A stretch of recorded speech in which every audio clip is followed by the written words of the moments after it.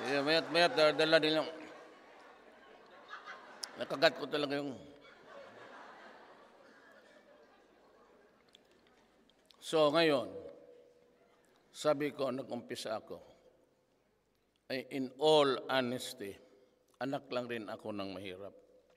72 years old na ako. Wala na akong, give or take 5-7 years, wala na ako. For 24,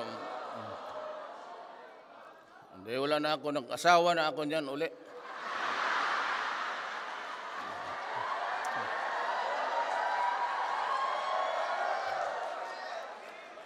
For 23 years, mayor ako ng Davao, 4 years ako congressman. Ang hangarin ko lang po ang bayan ko. That's why I said no corruption. And there will be no corruption. Kaya ako nandito nagkipag-usap